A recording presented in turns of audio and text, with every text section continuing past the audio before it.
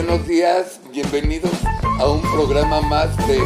¿Cómo se llama Valle de Lágrimas, disculpen ustedes, ¿verdad? Estaba pensando en otra cosa, pero bueno, como no está grabado, vamos en vivo. Bienvenidos a Valle de Lágrimas. Tere, ¿cómo estás, mi Carlos Alarraqui, ¿cómo estás? Bien, Me da ¿tú? mucho gusto que te veo muy así, guau, con la camisa muy fresca, no tienes ¿Hace frío. calor No, ahorita? yo estoy muerta de frío. No, muerta no, estás viva de frío. Muerta. No, viva de frío.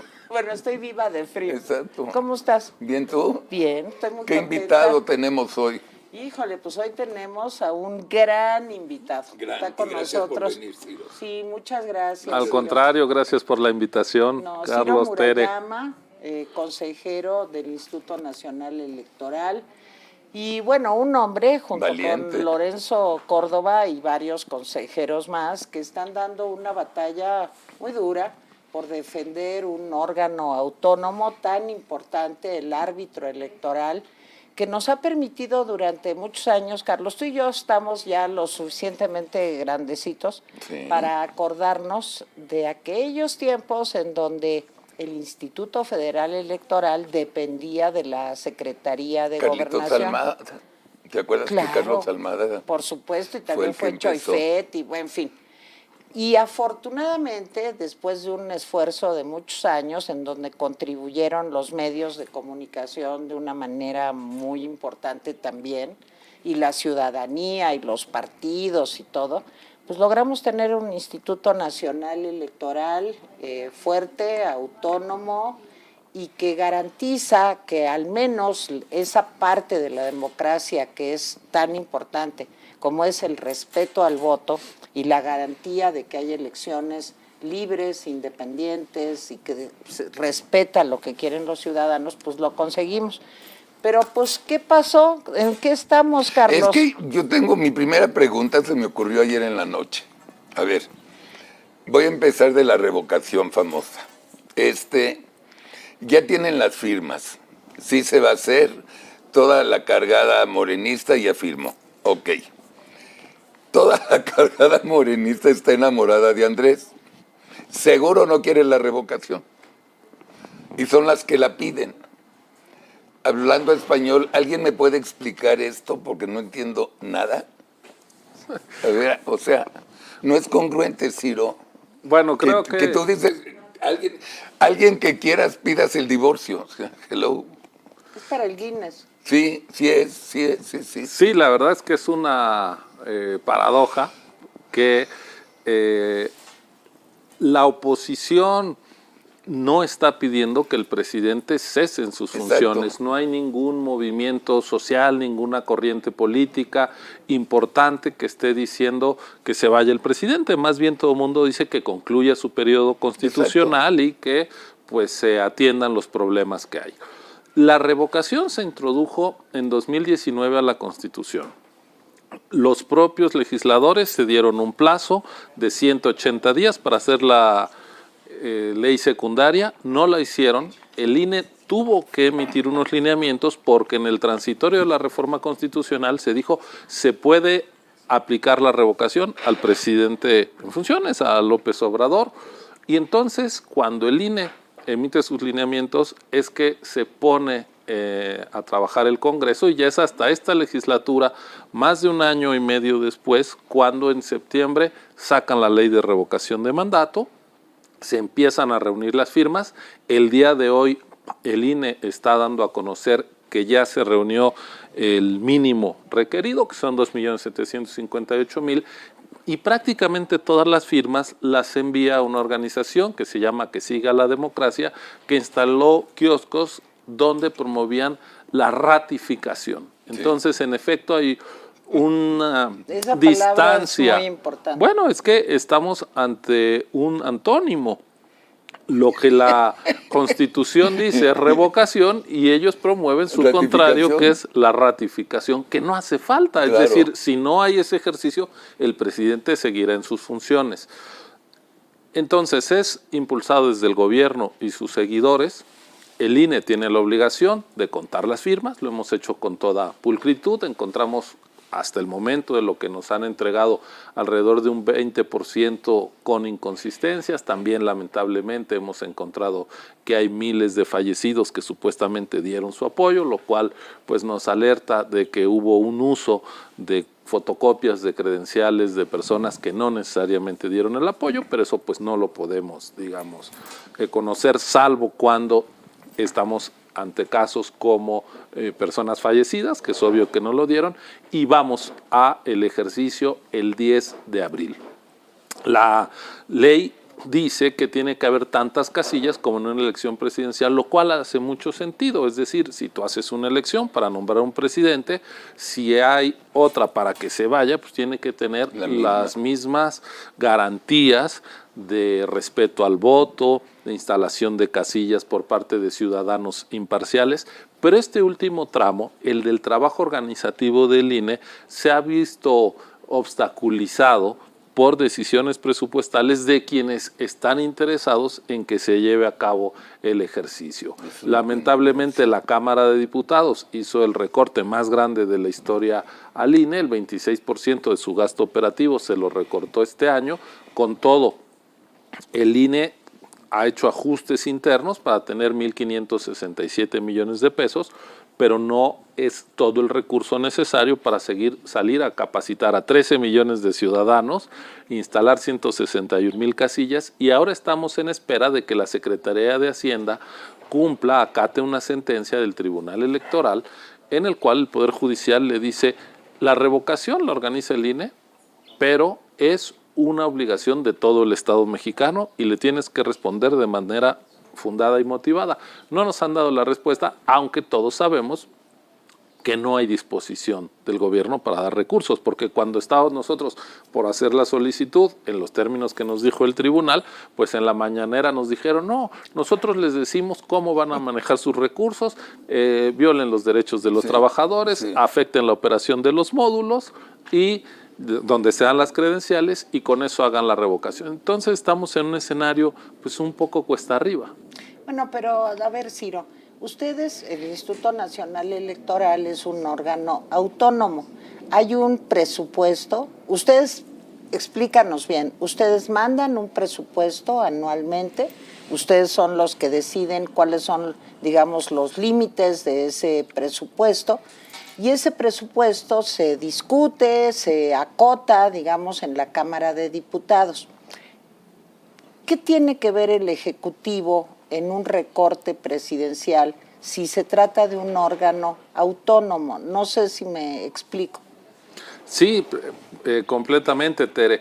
Los organismos autónomos, sea la Comisión de Derechos Humanos, sea el Instituto de Acceso a la Transparencia y Protección de Datos, el INAI, sea la Universidad Nacional, la UNAM, reciben sus recursos y su autonomía pasa por decidir cómo los distribuyen para cumplir con sus funciones. Es decir, no hay un ente que le dice a la UNAM, pues le vas a bajar a la Facultad de Medicina y le vas a poner a esto otro. Pues es la UNAM de acuerdo a sus prioridades, donde en el Consejo Universitario se decide. También el INAI sabe cómo usar sus recursos. En el caso del INE, lo que hacemos es mandar un proyecto de presupuesto, el presidente no lo puede tocar y la Cámara aprueba un monto. El monto que nos aprobaron viene muy disminuido y recordemos que buena parte, 5.700 millones de lo que pidió el INE, son directamente para los partidos políticos que nosotros no podemos afectar. Entonces, nunca habíamos visto que ya con un INE autónomo el gobierno pretendiera decir: así se tiene que gastar, recorta aquí. Y lo peor es que nos hacen una propuesta que incluso nos llevaría a violar la ley. ¿Por qué? Porque nos dice: quita el recurso que tienes para pagar el retiro a los trabajadores que van acabando su vida laboral. Es decir, las obligaciones laborales que por ley federal del trabajo tenemos que cubrir, nos dicen: desaparécelas.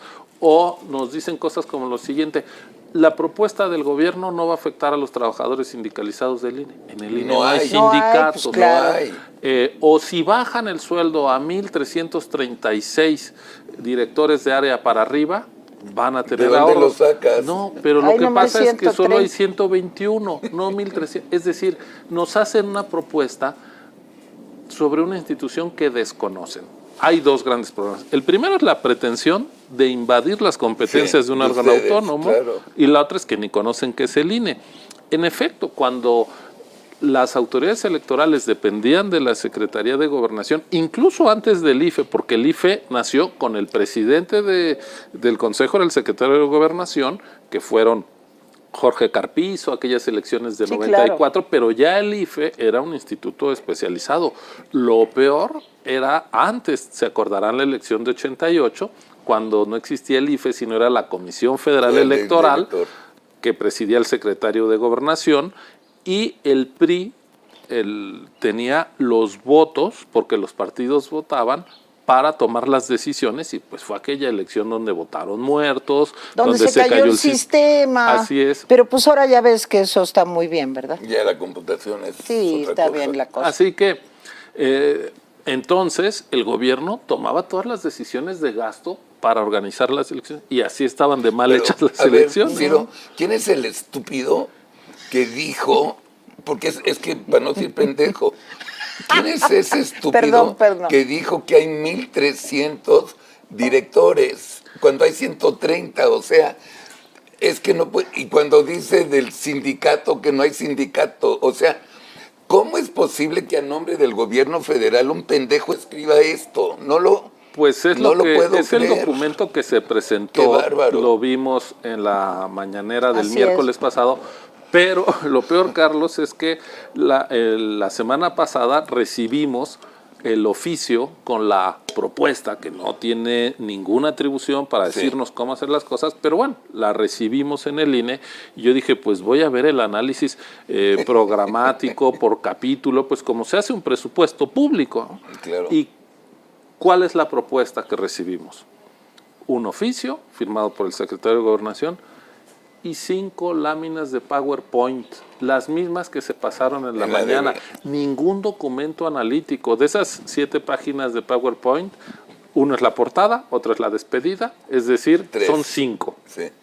Yo las vi en la mañanera. No es posible que ese sea el nivel de profundidad, de seriedad con el que se analizan las finanzas públicas de una institución como el INE, pero así se están haciendo. Entonces, pues fue en la mañanera el subsecretario de Egresos de Hacienda quien dio esos datos. Sí, mira, yo primero no comprendo cómo eso puede estar, digamos, supervisado, porque creo que así debería de ser, pues por un hombre con un prestigio internacional, con una imagen pues de ser un experto en este tipo de temas presupuestales, hacendarios. Me refiero al señor Ramírez de la O, no es ningún improvisado, como para poder, o sea, eso primero me llama mucho la atención, pero la verdad, Ciro, nada me llama la atención, porque yo creo que en el fondo no se trata de bajar el presupuesto, de hacer la revocación o ratificación de mandato o todo esto.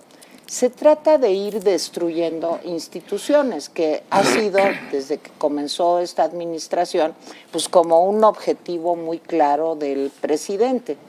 Entonces, yo tengo más bien que una lectura, digamos, tecnócrata, administrativa, yo tengo una lectura política de lo que está pasando y qué es lo que realmente es el objetivo fundamental pues de todo esto. No sé qué lectura, no sé si te pongo en aprietos por preguntarte eso, pero bueno, es que es la verdad. Es que yo creo que así como empezaste la conversación diciendo, a ver, México ha vivido una cantidad de cambios en materia política muy profunda en las últimas décadas. Teníamos unos medios de comunicación sometidos al poder público, al presidente, teníamos... No todos. No todos, pero la nota dominante, si nosotros vemos cómo se cubrió la elección de 88, el 95% de los noticieros eran cobertura de la campaña oficial. Sí. Toda la oposición junta tenía el 5%. Es decir, era una desproporción tremenda. Tenías en muchos frentes de la vida política un partido hegemónico que pretendía controlar todo. Claro que había ciertas disidencias y justamente quien rompió con ese molde fue quien contribuyó a la democratización desde muchos frentes: sociedad civil organizada, medios de comunicación, partidos políticos que se fueron multiplicando. En fin, esto no es obra de una sola persona, de una sola corriente, y me parece que hoy lo que estamos viviendo es una negación de cambios que fueron para bien, que fueron acotando al poder y que pasaron en la materia electoral por construir un árbitro independiente que no estuviera a las órdenes del poder en turno. Y además ese árbitro independiente fue el que le dio el triunfo a López Obrador. Así es. O sea, yo no entiendo qué trae contra ustedes, excepto que quiera tener el control del país. Pues Tipo, sí. no decir la palabra dictador porque me da flojera, pero algo así. Yo creo que no se ha sido capaz desde el gobierno de entender que la democracia no solo es ganar votos, por supuesto que la cita electoral es fundamental y de ahí sale la legitimidad del gobierno, pero gobernar democráticamente también implica reconocer la división de poderes, reconocer la existencia de organismos autónomos, reconocer que el poder es acotado, reconocer que los gobernantes deben someterse a la Constitución y no al revés, y lo que estamos viendo es una animadversión hacia todos estos componentes, déjenme llamarlo así, del ecosistema democrático. Hay persecución a la prensa libre, a los periodistas críticos, a las marchas feministas, a la gente que defiende el medio ambiente, a los jueces independientes que conceden amparos, a críticas a organismos autónomos. Es decir, pareciera que estamos ante un gobierno que no se reconoce en ese ecosistema democrático y lo está contaminando y está haciendo, digamos, una tala de los árboles, de las piezas que conforman ese ecosistema democrático, y me parece que hay que decirlo con toda seriedad y sin estridencia, que hay una animadversión hacia una autoridad electoral no alineada con el poder. Esa es mi percepción desde el INE. Tienen que hacer lo que nosotros les ordenemos en materia administrativa, en materia de sueldos, en materia de decisiones. O sea, regresión a los 70s. Pues Sí. eso, Pues sí, o eso peor. se ve. O peor. O peor. O peor. Sí. Porque siquiera ahí había un horizonte en el que trabajamos todos para poder Y a modificarlo. diferencia, claro, Y Tere, y a ahorita no. diferencia de la estrategia de comunicación, por llamarla de alguna manera, que se está desplegando desde el poder político en contra, que es muy personalizada contra algunos de nosotros, yo quiero decir que esto, más allá de la responsabilidad inmediata que tenemos todavía por un año y un par de meses, algunos consejeros, que ya va a acabar nuestro periodo, yo diría que el INE y las elecciones libres, genuinas, son patrimonio de todos los mexicanos. duda, Claro. Es decir, el trabajo que nos no ha costado. estamos defendiendo la posición de un par de consejeros, de 3, de 4, de 6, que somos los que estamos ahora demandados penalmente, que eso es algo que no habíamos visto, ¿no? No, bueno. Nunca a los consejeros del IFE, del INE, cuando fueron incómodos al poder, por ejemplo, cuando se sancionó amigos de Fox y Fox estaba en el poder, cuando se llegó a ordenar a Peña Nieto que retirara el reparto de televisiones por el apagón digital, diciendo mover a México antes de la campaña electoral. Es decir, se tomaron muchas decisiones a lo largo de estos años que incomodaron al poder. Nunca el presidente en turno o el presidente de la Cámara de Diputados presentó una denuncia penal para que se llevaran a la cárcel. Ahora hemos visto incluso ese exceso, y quiero decir con toda claridad Ahí sigue, que ¿no? esa denuncia sigue abierta. No hubo las acciones a que se comprometió el presidente de la Cámara para dar marcha atrás. La Fiscalía Anticorrupción ha enviado oficios al INE pidiendo respuestas para ir llenando la carpeta de investigación. Es decir, tenemos la amenaza de la persecución política, pero más allá de las personas, ¿qué es lo que estamos viendo?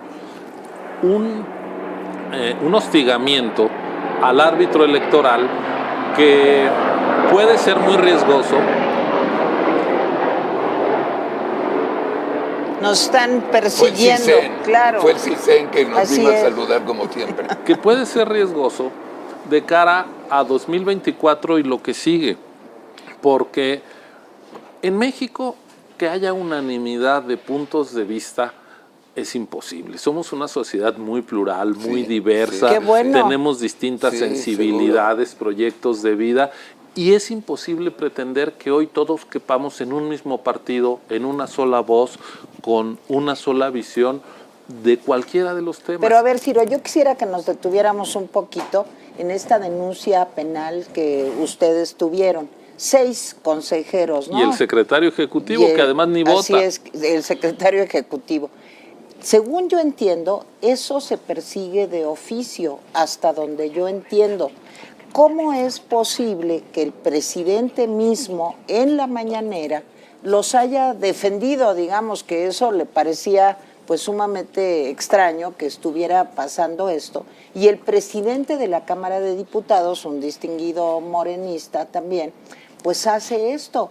No hay manera de detener este proceso que me parece no solamente ilegal, sino transgresor pues de las formas políticas y jurídicas. ¿Qué pasa ahí? Mira, fue tan excesiva la decisión de presentar una denuncia penal contra una determinación que tomamos en el Consejo General de posponer actividades para organizar la revocación hasta que supiéramos pues si iba a haber recursos o no y si podíamos instalar todas las casillas. Fue una decisión dividida. 6 de los consejeros la apoyamos, 5 no. Y sin embargo, cuando se presentó la denuncia penal, los 11, mis 5 compañeras y los 6 compañeros que integramos el Consejo General, sacamos un manifiesto público diciendo, es decir, nos agrupamos, que esto era un intento de lastimar nuestra autonomía, nuestra capacidad de decisión, y que en democracia las diferencias de opinión no se persiguen como delitos. Es decir, sí se traspasó una línea que va entre el debate político, los cauces legales, a la amenaza y la persecución autoritaria. Ese paso lamentablemente ya se dio en nuestro país. Después, el propio presidente de la República, como bien recuerdas, el 29 de diciembre en la mañanera dijo, esto se debe de retirar, no tiene sentido seguir por la vía penal porque entonces los del INE se van a seguir justificando. El presidente desacreditó la vía penal y unos minutos después el presidente de la Cámara se cuadra y dice en Twitter, voy a tomar todas las acciones legales para que cesen las indagatorias penales contra funcionarios del INE. Eso dijo. Sin embargo, no hizo nada. Hemos exigido conocer ese escrito donde dice, frénese, no se siga adelante, no hubo tal, de tal manera que ya este año empezamos a recibir los escritos de la Fiscalía para continuar llenando la carpeta de investigación. ¿De qué les acusan? O sea, esa es para que una fiscalía los demande penalmente, ¿de qué los acusan? ¿De mocha orejas o de qué onda? ¿Cuál es el delito que cometimos? Sí. No sabemos el expediente, no lo conocemos. No, pues el delito es pensar lo que diferente. lo que dijeron en la prensa, lo que yo vi, es que era un delito de colusión o coalición de servidores públicos, claro, porque se pusieron de acuerdo y tomar todas las decisiones del INE. Son colegiadas. Hay que ponerse de acuerdo, claro, igual que todas las decisiones de la Cámara de Diputados. Por supuesto. Es decir, me parece que no tiene. Pero a ver, Ciro, yo creo que hay una solidez. batalla, yo creo que hay una batalla que es muy difícil de ganar para ustedes, y es la batalla mediática. El presidente, digo, si alguna, digamos, capacidad tiene, a lo mejor tiene muchas, es el manejo de los medios de comunicación. Si tú ahorita sales a la calle y dices, oye, ¿tú crees que se le da demasiado dinero al INE? Yo creo que hay un porcentaje alto que te va a decir sí. Y te voy a decir algo que a mí me han estado diciendo en redes. Oye, ¿y por qué el INE no les dice a los partidos que de ahí se pague la encuesta. Eso no se puede hacer, explícanos por qué. Y segundo, hay un problema de imagen, de que las elecciones son muy caras. Ayer mismo dieron a conocer, como tú lo sabes bien, unas gráficas espeluznantes de que México es el lugar en donde son más caras las elecciones casi del mundo, ¿sí? Y hay una respuesta también de ustedes, pero ¿cómo se podría desmontar mediáticamente esa imagen de que las elecciones son muy caras y que los afecta mucho en un momento como este? Mira, yo creo que a pesar de la insistencia en el tema del dinero por parte del gobierno, el INE es una institución muy apreciada. Las encuestas del INEGI y de las casas demoscópicas privadas te demuestran que la aprobación del INE está incluso por encima de la presidencia de la República, que la institución pública civil más apreciada en el país es el INE. Solo están por encima las Fuerzas Armadas, pero de las civiles es la más reconocida, porque el INE tiene una cercanía permanente con la gente.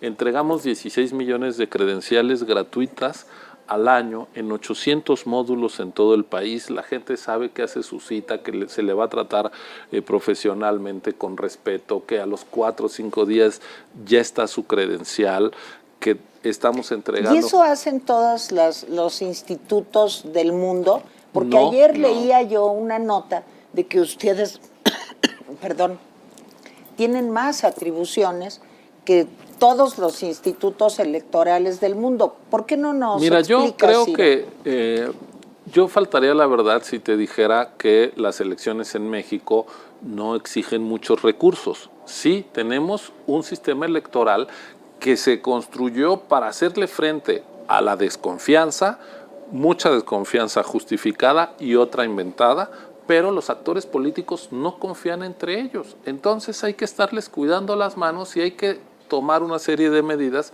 que en otros países no se hacen. Por ejemplo, tenemos que hacer un padrón confiable nosotros, que en realidad la credencial para votar no solo la usamos cada 3 años que nos llaman a las urnas, la usamos todos los días para identificarnos. Desde ese punto de vista, el INE, con presupuesto electoral, entre comillas, brinda un bien público a toda la población y tenemos un padrón de altísima calidad. El 99.98% de los mexicanos mayores de 18 años tienen su credencial para votar y la usamos todos los días. Eso consume 1/3 del presupuesto del INE. En otros países eso lo hace el gobierno dando el documento nacional de identidad. Como en España. México no hay documento nacional de identidad, ha fracasado cada que se ha querido hacer y el padrón electoral no puede estar en manos del gobierno porque cuando estaba en sus manos rasuraba a los opositores y hacía que votaran los muertos. Entonces es un gasto, pero al mismo tiempo es una inversión y hoy el derecho a la identidad de la ciudadanía lo garantiza el INE con la credencial para votar, la usamos en los bancos, etc. Esa es una parte. Eso no se contabiliza, pero es mucho, ¿eh? Así es. Otra cosa, el INE tiene que capacitar el 13%, tiene que ir a visitar al 13% del padrón electoral, estamos hablando de 12 millones de ciudadanos, para invitarlos a ser funcionarios de casilla. ¿Por qué no podemos hablarle a los empleados públicos como en otros países o a determinados ciudadanos por la desconfianza? Tiene que ser gente que no trabaje en el gobierno, tiene que ser gente sorteada y ese trabajo es muy arduo, pero esa es la ciudadanización de las elecciones, que el día de la votación quien está a cargo de nuestra casilla y es la autoridad electoral es nuestro vecino, nuestra vecina. Eso ha permitido que no sean los cuadros políticos del gobierno los que operen la elección y con eso desterramos el fraude electoral. De nuevo, es una inversión. En México hacemos las boletas en papel seguridad y sale carísimo, tienen tantas medidas de seguridad como un billete. ¿Por qué no podemos votar en papel estraza o en un papel bond como ocurre en todo el mundo? Por la desconfianza de que alguien llegue y rellene urnas. Bueno, entonces, eso hace que sean caras.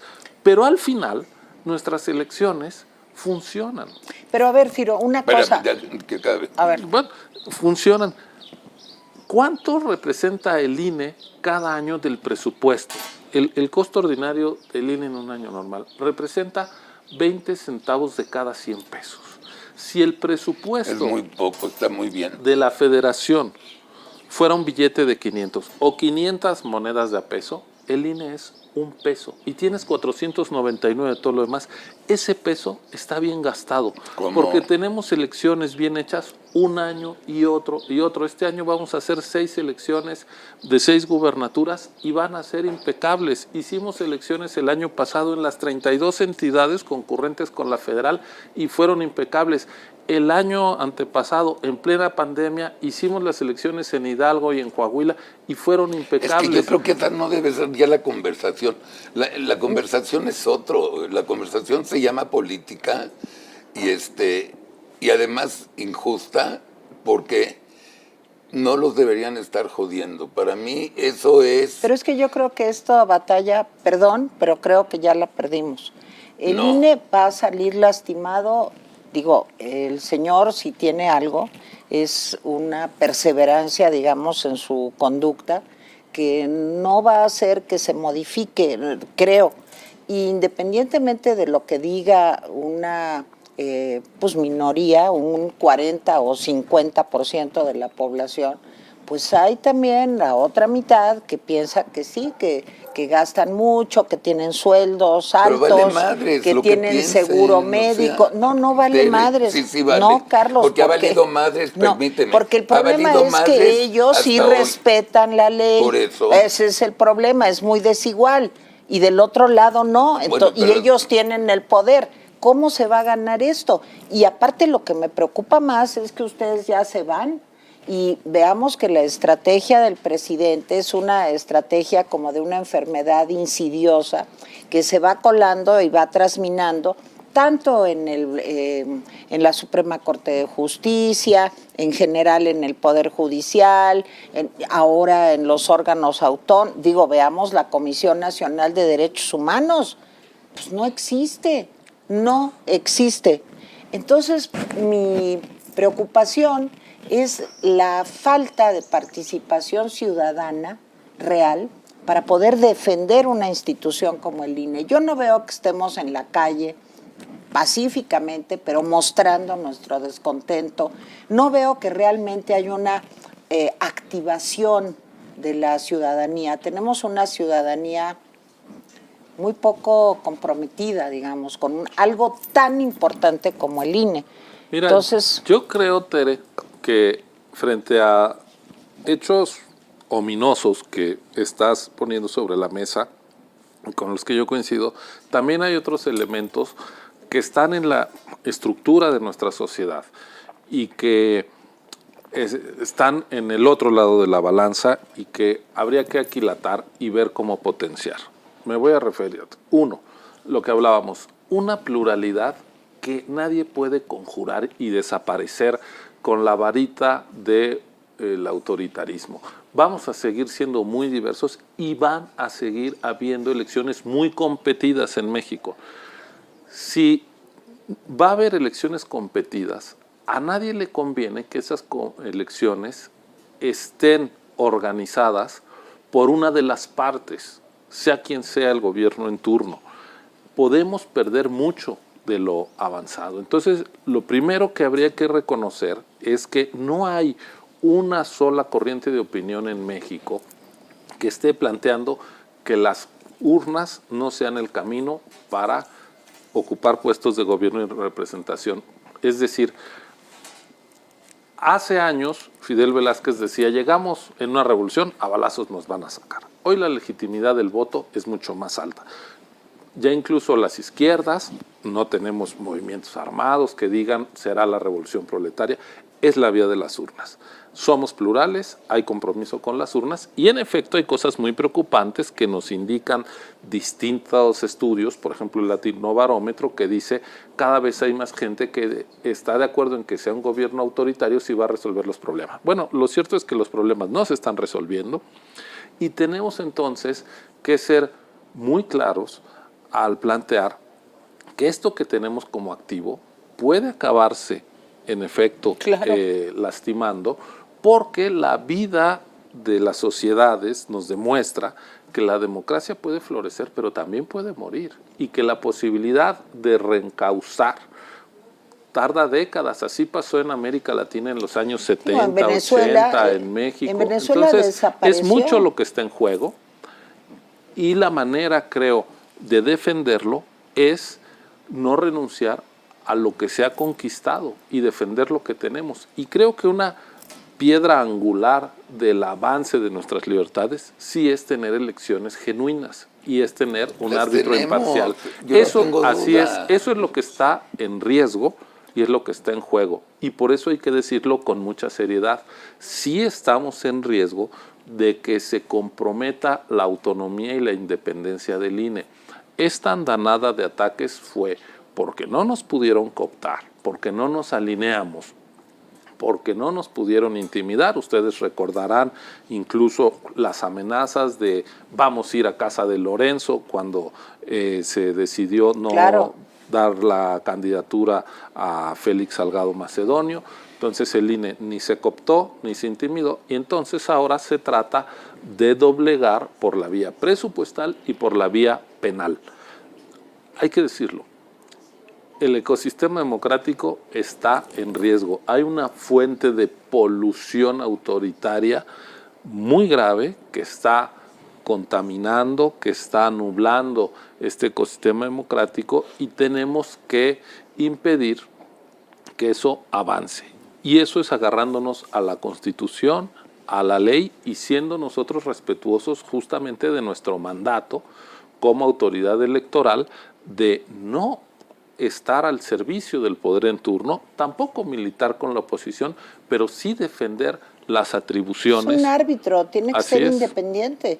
Nada más que todos los candados de los que tú hablabas hace un momento, que eran necesarios para garantizar realmente la equidad en los procesos electorales, son candados que en buena medida puso el propio López Obrador a lo largo de su vida política. Esos candados, Carlos, como tú bien sabes, no los pusieron los señores consejeros del yo lo INE, sé, los yo lo pusieron los partidos políticos. ¿Por qué es tan caro el INE? Pues porque ellos mismos fueron creando pues una serie de contrapesos para asegurarse que la democracia valiera. A ver, ¿qué es ¿Cómo más se caro? quita eso? A ver, ¿qué es más caro? ¿El INE o el pinche Tren Maya? Entonces ya se acabó la conversación. O sea, empecemos a ver los valores de gastos y ya se acabó. Lo que quiere Andrés Manuel, y lo dijo muy bien Ciro, es él quiere acabar con la democracia, quiere rasurar el padrón y quiere ganar la elección presidencial dentro de 2 años. Es lo que él quiere. Y para joderlos necesita quitar a gente honesta y trabajadora como son los consejeros para lograr su propósito. Ahora, yo creo que es legítimo que el presidente quiera que su partido continúe en el Claro. poder, Todo mundo, pero lo claro. puede hacer con las reglas con las que él llegó al poder. Así que es. creo que el ejercicio que tú haces, Tere, de recordar la historia inmediata, es importante, y una historia no a partir de mitos y de todo eso fue una creación neoliberal. No, sí hubo gobiernos neoliberales, pero hubo avances en esta sociedad que permitieron mayores niveles de libertad de prensa, mayores controles sobre el poder presidencial, división de poderes, un poder judicial que había logrado unos grados de autonomía y de independencia que no existieron durante el partido hegemónico. Y las reglas electorales, en buena medida, son el producto de reclamos opositores. Voto por voto, hoy hay recuento de votos. Que me cobran mucho las televisoras, acceso a con tiempos del Estado. Que hay delitos electorales, amplíese los delitos electorales. Que el presidente no se debe meter, acuérdense del cállate chachalaca. Eso llevó a la reforma del artículo 134 constitucional y 41, es decir, los servidores públicos no pueden intervenir en los procesos electorales. El año pasado, desde el INE emitimos un buen número de medidas cautelares porque el presidente se metía en el proceso electoral de las mañaneras. Es decir, aquellas reglas del juego que decían como oposición no nos avasallen desde el poder y denos una cancha pareja, eso se consiguió y ahí tenemos que de 4 elecciones presidenciales que van en este siglo, en 3 ha habido alternancias, lo cual, y lo mismo está el número de alternancias en las gubernaturas y demás, te demuestra que los gobiernos no pilotean las elecciones, no las controlan a su antojo, que es el voto libre de la gente el que se emite y si alguien está cansado de un mal gobierno, ese mal gobierno se va. Bueno, esas reglas que fueron parte de la contribución de las oposiciones a un sistema democrático, son las que hoy se quieren erosionar, se quieren lastimar, se quieren revertir, como si esa historia no valiera la pena y como si aquellos reclamos democráticos desde la oposición hoy fueran cosas que sobran, cosas que estorban para el ejercicio del poder. Yo nomás les voy a recordar, en la elección de 2006, si no recuerdo mal, fue tal el enojo del entonces candidato López Obrador que recordaremos todos cómo se bloqueó durante 2 meses Paseo de la Reforma.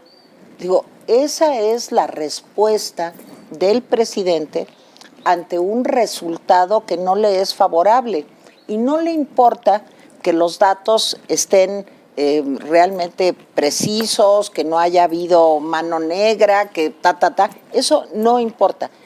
Tiene que salir lo que yo quiero y si no, pues no está bien la elección. Eso lo hemos vivido, es la historia de López Obrador. ¿Cómo van a evitar esto? Porque creo que otra prueba de fuego va a ser los 6 procesos electorales de este año. Vamos a ver, porque si las cosas no salen como el presidente presupone que van a salir, yo creo que estamos en problemas. Es una actitud, yo diría que la palabra es autocrática.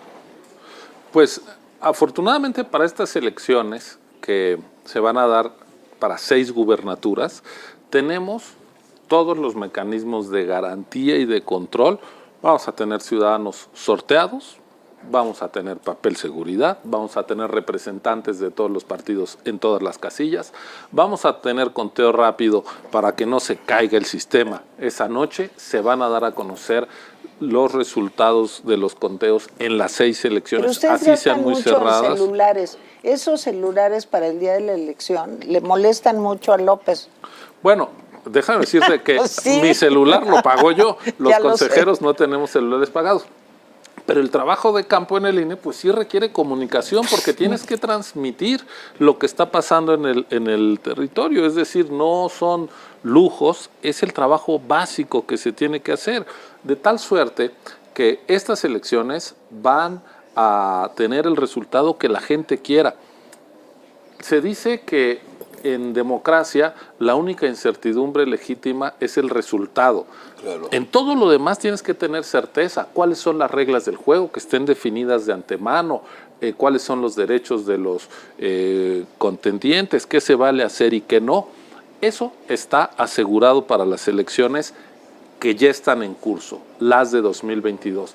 La gran incógnita es si va a haber una reforma electoral antes de la elección presidencial que pueda debilitar la representación política y dañar a la pluralidad y por otro lado afectar la autonomía del Instituto Nacional Electoral. Esos son los 2 ejes que el presidente hizo públicos de lo que quiere en materia electoral después de la elección de 2021. Bueno, vamos a ver también cuál es el papel que juegan los partidos de oposición, sus representantes en las cámaras del Congreso, porque también tienen una responsabilidad para defender esto que yo llamo el ecosistema democrático, donde cabemos todos. La gran diferencia entre democracia y autoritarismo, autocracias, es que en la democracia la pluralidad es una virtud y aunque no pensemos igual, tú tienes derecho a participar, a competir contra mí, a rebatirme, y nos sometemos al mandato de las urnas, y los triunfos no son definitivos y las derrotas tampoco. Es decir, donde podemos coexistir. En cambio, en el autoritarismo, la voz que disiente, la voz que quiere votar en contra, es vista como ilegítima por ser contraria al poder. ¿Y qué dice el poder? No es que sea contraria al poder, es que es contraria a la voluntad del pueblo, como si el pueblo fuera monolítico y fuera uno. Esos discursos que niegan la diversidad, la pluralidad, y que son propios del autoritarismo y de la asfixia de las libertades políticas, pues lamentablemente los estamos viendo en el mundo cada vez con mayor frecuencia en esto que se ha vuelto como una ola de desdemocratización. Lo estamos viendo en Europa, en Polonia, lo estamos viendo en Turquía, lo vimos en Estados Unidos, lo estamos viendo en distintos Chile, países de América Latina, Venezuela, Nicaragua. Cuba. ¿Qué pasó en las elecciones recientes en Nicaragua? Bolivia. Los posibles candidatos opositores, todos fueron a dar a la cárcel. Entonces, pero sí ya tenemos, nombramos embajador, ya desde ayer hay embajador en Nicaragua.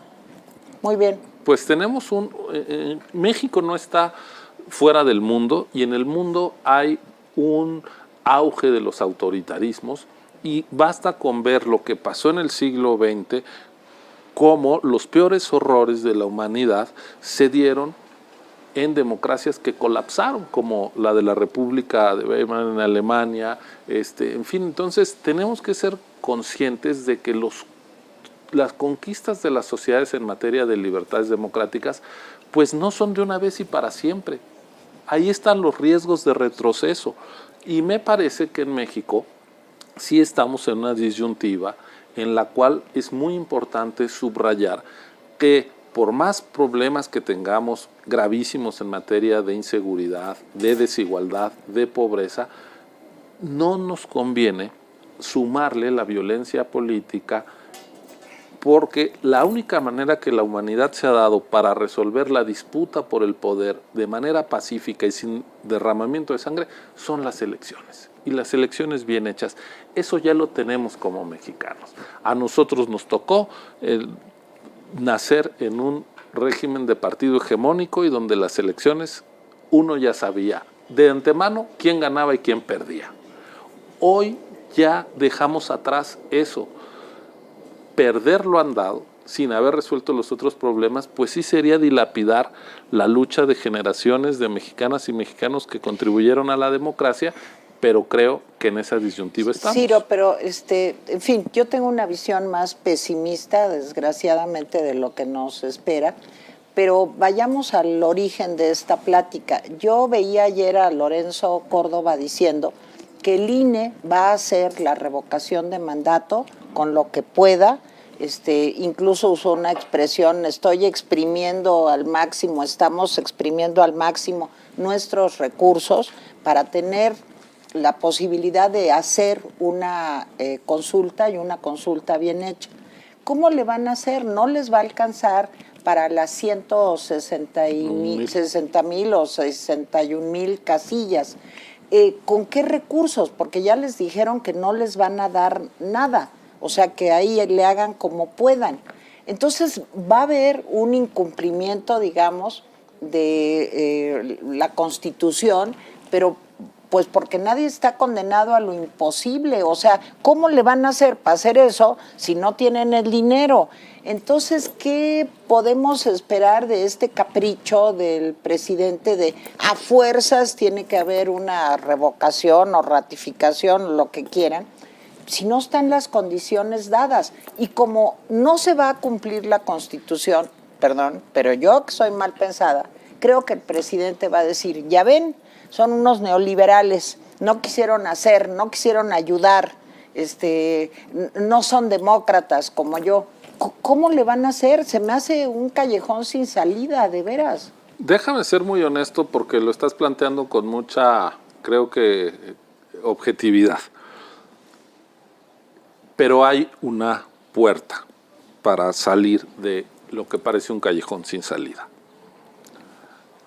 Primero, sí estamos en una suerte de trampa política contra el Instituto Nacional Electoral. Si nosotros vemos los acontecimientos, los hechos, se saca la ley de revocación de mandato y nos dicen tiene que haber tantas casillas como en una elección federal, 161,000 casillas, lo cual tiene mucho sentido. Si es para que se vaya el presidente, con tanto rigor, como si es para que llegue el presidente. Ese es el acto primero. Segundo acto, no te doy los recursos. Tercer acto, te acuso de ser una autoridad incapaz de cumplir con tus obligaciones. Nosotros, por eso, como leímos ese guión desde antes, acudimos a la Corte y le dijimos, máximo tribunal, la Cámara de Diputados nos está metiendo en un callejón, porque o hacemos la revocación con menos casillas y violamos la ley, y nos van a atacar y nos van a perseguir, o ¿qué hacemos? Estamos en espera de que la Corte, ya que se reúnen las firmas, pueda pronunciarse sobre esa solicitud que le hicimos. Y el Tribunal Electoral nos respaldó porque dijo, Hacienda tienes que responderle de manera fundada al INE. La respuesta ya la conocemos, aunque no es formal, pero el mensaje político es clarísimo. No hay lana. Y no hay voluntad. Sí. Lo que no es voluntad. Entonces, Obvio. ¿cómo hacemos para organizar una revocación sin recursos? Vamos a instalar, si no nos dan ni un peso, alrededor de 1/3 de las casillas que se tendrían que instalar, de manera similar a lo que se usó con la consulta popular del 1 de agosto del año pasado. Sí, otra cosa. Y entonces la gente pues va a tener que caminar un poco más, porque en vez de tener la casilla a la vuelta de su casa, a lo mejor la tiene a 5 cuadras. Bueno, ese va a ser... Y hacer más colas, obviamente, si van. Así es. Entonces, porque pasaríamos de 750 a lo mejor a cerca de 2,000 electores por casilla. La manera en que esto no devenga en una persecución penal como las que ya están planteando es que el Poder Judicial diga, pues es que no hay de otra. Esa es la puerta que tenemos. Pero sin duda lo que tenemos es un horizonte de intento de lastimar al INE. Y eso yo estoy consciente que viene por delante y tenemos el reto de explicar y explicar y explicar. No nos podemos cansar. Se van ustedes el próximo año. Sí. 4 4 de nosotros. Sí. ¿El presidente, es facultad del presidente de la República sustituir esos 4 No. o eso es el Consejo? Venturosamente no. Desde que el INE nació, el IFE autónomo, aquel de 1996, que presidió José Woldenberg, estaban Mauricio Merino, Alonso Lujambio, Jacqueline Pechard, Sertuche era el secretario ejecutivo. Quien hace la designación es la Cámara de Diputados con una votación de 2/3 partes. ¿Qué quiere decir esto? Y es muy importante, que si los partidos de oposición no están de acuerdo con la lista que pretenda las bancadas mayoritarias, no va a haber nombramiento. Es decir, la Constitución tiene diseñada una cláusula, un candado para evitar un simple mayoriteo y que induce la formación de consensos.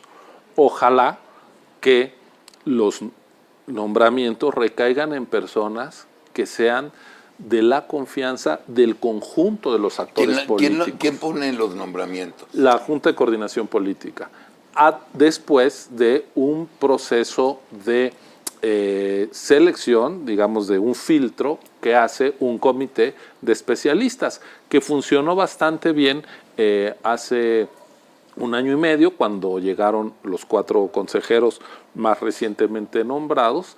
Entonces esperemos que este mecanismo de designación previsto en la Constitución se cumpla y tengamos un árbitro confiable, porque déjenme decirles la importancia de estos nombramientos. Se va Lorenzo Córdoba, se va Adriana Favela, se va José Roberto Ruiz Aldaña y me voy yo, porque ya acaba nuestro periodo. Fuimos, digamos, de la primera generación de consejeros del INE, hubo unos que duraron 3 años, otros 6 y nosotros 9. Ya se cumplen 9 años de existencia del INE el año que entra y llegan 4. Esos 4 van a estar por 9 años. Es decir, hasta 2032.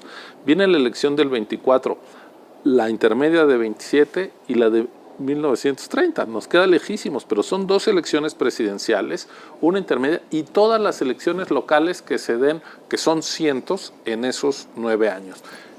Necesitamos que esas elecciones tengan un árbitro imparcial, un árbitro que no esté alineado con un actor político, con un jugador, con un equipo. ¿Y ustedes están permitidos, cuando dejen el IFE, el INE, están permitidos a ir para ser diputados, senadores en 2 meses? No.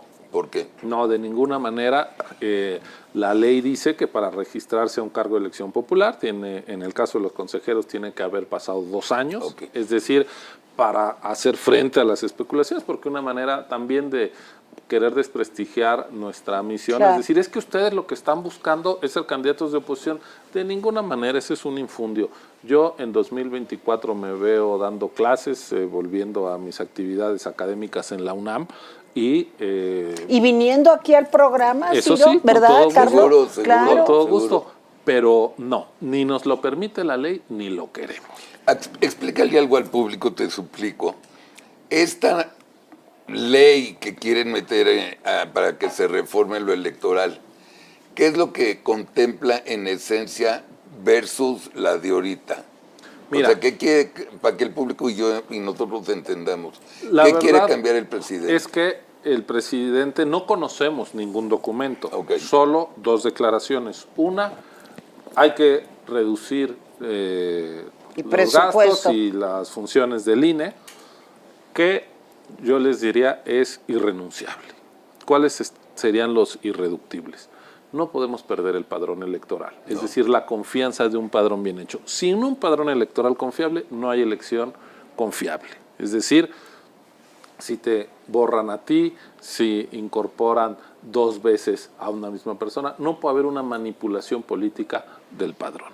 Tiene que haber un mínimo de equidad en la contienda, un piso para que compitan de manera pareja, y tiene que haber mecanismos de garantías de limpieza del voto en donde sean ciudadanos los que instalen las casillas y no una operación política desde el poder. Por otro lado, ¿qué se está proponiendo? Reducir los plurinominales, que yo sé que tienen muy mala fama pública. No, yo estoy totalmente en contra de eso. Es más de menos diversidad, es la imposibilidad de que las minorías Hay algunos mitos puedan, sobre los plurinominales, dicen nadie vota por ellos. No, caray, cada que votamos por un diputado, claro, estamos votando por el de nuestro distrito y por la lista. ¿Qué es lo que pasa si no hay plurinominales? Que quien tiene mejor desempeño en los distritos, así gane por 2 o 3 votos, se queda con el 100% de la representación. Entonces, las minorías desaparecen de la representación. Es una manera de garantizarte tener el control de la Cámara, podrías tener el 70% de los diputados con el 35% de los votos, es decir, una distorsión de la representación. Pero te voy a decir una cosa, como terrible. se trata todo de estos gastan mucho, son los conservadores neoliberales, quiten a los plurinominales, ¿para qué quieren a la gente ahí? Entonces la gente dice, sí es cierto, ¿para qué más diputados? Quitemos a los plurinominales. Es un discurso muy simplista, pero no deja de ser es la verdad, peligroso. Es Ahora, la verdad. ¿cuál ha sido la historia de las reformas electorales de la democracia? Aquellas reformas que surgieron del reclamo democrático. Es decir, ¿por qué dejamos atrás la Comisión Federal que controlaban el secretario de Gobernación y el partido del gobierno para llegar a un instituto profesional y más tarde un instituto también autónomo? Fue el reclamo después de 88, fue el reclamo para que hubiera una cancha pareja. Es decir, la agenda la ponía la oposición y se pactaba entre todos. Los grandes pactos, recordarán un año muy difícil para México como fue 1994, que empezó con el alzamiento zapatista y con el asesinato de Colosio. Ahí en ese momento ominoso para la vida del país, ¿qué decisión se tomó? una reforma electoral para incorporar a los consejeros ciudadanos. Es cuando llegaron Sertuche, Woldenberg, el Jacqueline Pechard, fue antes, fueron los consejeros ciudadanos, los 6 consejeros, Granados Chapa, Ortiz Pinchetti, fue en 1994, se hizo la elección que salió bien, esa elección, es decir, en medio de la violencia política, la vía electoral dio un cauce para una salida constructiva, democrática, y fue la antesala de la gran reforma de 96 que dio la autonomía. Entonces, era para ampliarle el terreno de juego. Hoy, ¿qué es lo que tenemos? ¿Qué es la paradoja? Que las elecciones no están mal, que quien quiere cambiar las reglas del juego es el poderoso y sin diálogo con los demás. Exacto. Y aquí es muy importante el consenso, porque son las reglas de juego de disputa por el poder, y las reglas de juego de disputa por el poder no las puede poner el poderoso, las tienen que pactar entre todos los acuerdos, y hoy no hay esa discusión, no hay esa disposición siquiera de reconocer que las oposiciones son legítimas, que es lo que se dice. A mí me suena, la verdad, muy desafortunado cuando se dice ustedes están derrotados moralmente. Es decir, quien no piense como yo, ni siquiera puedo reconocerle su validez ética y moral. Pues, así no hay diálogo democrático. Tienes que reconocer que aunque no estés de acuerdo, a alguien representan legítimamente y te tienes que poner de acuerdo. De tal suerte que hoy hablar de una reforma electoral sin que haya un reclamo democratizador, sino que es desde el poder, ahí hay un primer elemento de preocupación, porque el poderoso quiere cambiar las reglas que incluso le permitieron pasar de la oposición al poder. Claro. Y porque quiere que sea una imposición. Claro que va envuelto en una servilleta de discurso muy simple, pero pues que puede ser pegador. Lo que quiero es ahorrar dinero. Ahora, pues lo que estamos viendo también es que esta pretensión de ahorrar por ahorrar puede salir muy cara, y que pues una cosa es la austeridad y otra cosa es el austericidio. Las elecciones más baratas, ¿saben cuáles son? Las que no hay. No, las dictaduras son bien baratas.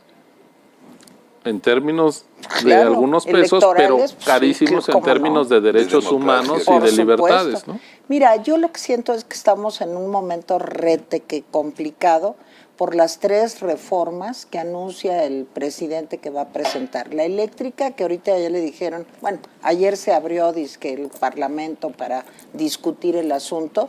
Yo no veo voluntad del presidente de sentarse realmente a negociar y de ceder, que es la única forma de conseguir consensos. El segundo gran tema es la reforma electoral de la que tú hablas, Ciro, y otra que también nos debería de dar mucho miedo, que es la reforma pues para, digamos, consagrar la militarización del país. Entonces, sí siento que estamos en un momento en donde o reaccionamos como ciudadanía o nos vamos a lo mejor a arrepentir. Bueno, yo ya no estaré, pero a lo mejor nos vamos a arrepentir muchos años pues de esta indiferencia que estamos mostrando, ¿no? Hay muchos hashtags del público, muchísimos. Yo defiendo al INE, como que no están solos, ¿verdad, Ciro? Yo tengo la impresión de que hay una idea de defensa al INE, que ya también estos excesos retóricos van teniendo límites que se va evidenciando, y pues parte de los ataques que hemos recibido estos días pues demuestran qué tanto, por ejemplo, el viernes decía la jefa de gobierno, es que en el INE usan el presupuesto para pagar las mascotas de los empleados de confianza. Sí, bueno, pero es la jefa de gobierno, que es Titino. Pero, a ver, Titina. Yo tengo un profundo respeto por la investidura de la jefa de gobierno, pero no puede ser que se llegue a eso. En el INE hay 5 perros que 3 están en las instalaciones principales de Viaducto Tlalpan, 2 están en Moneda, donde está el resto de las oficinas, y son estos perros que olfatean Es que a lo que materiales hemos peligrosos. llegado, caray, bueno. Entonces, ese nivel de ataque, pues incluso creo que hasta fortalece al INE a veces cuando se No, y desmonta, fortalece a las mascotas. Yo sí doy todo mi respeto a las mascotas. Pero no tenemos a ellas ninguna mascota de verdad. No, es no, como si pero- dijéramos que en la Ciudad de México se pagan los corceles de los funcionarios. No, pues hay caballos de la policía montada. Sí, claro. No se les está acusando. Pero es Vamos que- a quitar sus caballitos. Pero ya ves que en Palacio de verdad Nacional- tendríamos que pedir una discusión más informada, más racional, menos llena de odio. Son muy idiotas, son verdaderamente tontos. No puede, o sea, cuando no puedes hablar con la pared, no puedes hablar con la pared. No son Cuando tontos. a ver, si la Sheinbaum dice de los perros, se acabó la conversación. Si el de Hacienda dice del sindicato, se acabó la conversación, Para Teresa, ti, por Carlos, Dios. para Bueno, ti, pues, ellos no son es nuestro tontos. Yo programa. creo que el ¿No son error tontos? es pensar que son tontos. Yo creo que son habilísimos. Yo creo que son unas bestias. Pues no, Yo oye, creo. pues ve cómo Pues yo vamos. nada más veo los números. Exacto, nomás ¿Qué? ve los números. ¿De qué? Son muy listos. Han exterminado todo lo que han querido exterminar. No hay fideicomisos, atacan a las instituciones educativas. ser a las- inteligente? No, pero la gente, ¿cuánto tiene de aprobación? No importa. 60. No es importa. cierto, Pues no, sí no importa. A ver, Carlos. un momento, Claro espérame. que importa. A ver, ¿hay diferencia con los otros presidentes a 3 años de números? Yo creo que ahorita sí. Ok, seguro no, porque yo ya lo estudié, ya lo investigué. Bueno, entonces tú Ok, tienes razón en y es eso tonto. sí tengo razón. No, pues yo no estoy de acuerdo. Él no tiene el poder popular de los otros presidentes en 3 años. Y chécalo, por favor, con todas las encuestadoras. Todos andan 3, 4 arriba, es igual. Número 1. Número 2, el país está peor que nunca. Así es. En homicidios, en democracia, en empleo, en servicio social. En pobreza, Estamos más el peor pobres país del que mundo. nunca. Bueno, déjame disentir, yo creo que en democracia no todavía, es decir, Pero todavía... quiere, Ciro, quiere. Por eso hay que, yo creo que gran parte, déjenme salirme un momentito de la coyuntura y decir que hay mucho descontento con la democracia y ese descontento se explica. Es decir, no es que la gente se lo esté Claro que inventando. La democratización de México pasó en un momento en el que, vamos a poner como un momento plástico, la primera alternancia después de 70 años, cuando en el 2000 ganó Fox y sacó al PRI de Palacio Nacional después de 7 décadas, había un ánimo de entusiasmo alrededor de la democracia mexicana, adentro y fuera del país. Se reconoció que tuvimos una noche de terciopelo, se dieron a conocer los resultados, el presidente Zedillo aceptó la derrota de su partido, nos fuimos a dormir tranquilos. Sí. Fue el mejor escenario posible para un cambio. ¿Qué es lo que pasó después? Seguimos con una economía que no creció, empezó a crecer a partir de 2008 en particular la inseguridad de manera bestial, siguió la pobreza ahí, siguió la desigualdad, es decir, la democracia también ha sido fallado. un momento de escasos resultados y por eso es natural que la gente vote de castigo y lo que tenemos es que la mayoría de los Claro. partidos que se presentan a las urnas gobernando pierden, es decir, estamos en una época de insatisfacción, de voto de castigo. ¿Cuál es el problema? Que ahora se quiere tirar al niño con el agua sucia. Es decir, en vez de empezar a resolver los problemas de bajo crecimiento económico, de inseguridad, de desigualdad, lo que se está dañando es lo que sí tenemos, que son elecciones limpias, libres, y debemos de distinguir y rescatar lo que como sociedad hemos hecho bien, porque no lo hizo un presidente, no lo hizo un partido, fue la contribución, ya lo decíamos, de los medios de comunicación, de la sociedad civil, de grupos empresariales, de las universidades, etcétera, etcétera, para tener un sistema plural donde se va acotando al poder. Y eso es lo que podemos perder en el camino. Pero yo Entonces, creo, Ciro, que dice algo muy importante. Digamos, resurgimiento de los populismos, aunque hay unos que ya tienen muchísimos años, tiene que ver con que el problema básico, y yo creo que por lo que estamos aquí, es por el problema de desigualdad. No puede haber Totalmente. tal concentración de riqueza en un país. La gente se harta y dice, pues no ha gobernado, pues ahí vamos. Y yo creo que no tenemos, desgraciadamente, más que la pasión por delante y no nos damos cuenta de que estamos destruyendo cosas que nos van a llevar a una situación incluso peor de la que queríamos salir. Así es. Yo leí un libro de la profesora italiana que da clases en Estados Unidos, Nuria Urbinati, que se llama la transformación de la democracia, cómo el populismo transforma la democracia, yo el pueblo. Y ella dice, haciendo una crítica a los populismos, no habla de México, por cierto, sino de muchos otros países que están padeciendo este problema, y dice, para dejar atrás los populismos, para salir de ellos, hay que combatir también lo que los hizo posibles. Lo Claro. que tú dices, la desigualdad. A ver, en Estados Unidos el triunfo de Trump se debió sobre todo al voto en zonas industriales muy deprimidas, donde los obreros que antes eran de clase media, se les subió el costo de los seguros médicos, se les dañó sus salarios, se les afectó la posibilidad de mandar a sus hijos a las universidades, es decir, su derecho a la educación, a la salud, se lastimó su calidad de vida, y eso dio lugar a este voto en donde lo que se buscan son culpables, en este caso los culpables que señalaba Trump, que eran los inmigrantes, los latinos, etcétera, etcétera, y eso nos está pasando. Entonces también tenemos que hacernos cargo de que en noviembre de 2018 las cosas no estaban del todo bien en Claro este que país, y regresar ahí no puede ser la aspiración.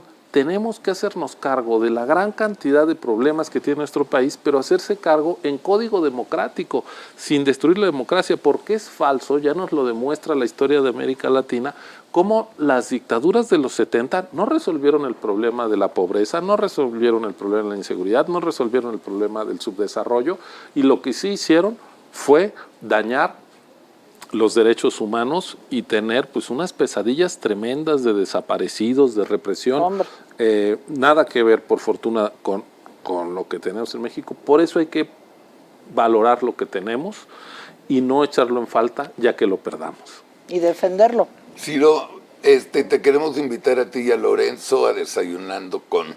Yo te quiero invitar a Platicando con también, porque creo que tenemos que ayudarles a ustedes a ampliar la posición del INE, porque es importantísima. Queremos que regreses con Tere y conmigo también. Encantado, cuando gusten. Y que cuenten que esta es su casa y que nosotros los vamos a apoyar al 1,000,000%. Gracias, Carlos, Tere. Gracias. Ha sido un placer estar con ustedes. Tere guapa, gracias, mi vida. Y a ustedes, como siempre, bueno, lo que les pedimos, suscríbanse por Facebook y YouTube. Uno, ayúdenos económicamente con lo que puedan y si pueden, y lo depositan en PayPal o en Superchat. Y me gustó mucho el programa. A mí también. Y me dio coraje, salgo muy enojado. ¿Sabes sí, que a mí mi tema del INE, a mí me pone de un humor terrible, porque ¿para qué, cómo se dice, you rock the boat? O sea, ¿para qué mueves el barco si van navegando muy bien? Ciro, mil gracias. Gracias a ustedes. Oye, nomás déjame decir, sí, mi amor, que a mí me encuentran en el Rapidín todos los días en YouTube. Ahí se meten a mi canal, que te Tere mandan Vale. una lana también. También, pero de $1,000,000 para arriba. ¿No? No. ¿Se te hace mucho? Sí. Bueno, ok. Bueno, pues hay lo que se puede. Medio. Digamos. $100,000. Sí. Euros mejor. Bueno, los quiero, gracias, fue un buen programa. Gracias, Ciro, y muchas nos vemos la gracias. próxima semana. Gracias, Mil gracias, Ciro. Ciro. Gracias.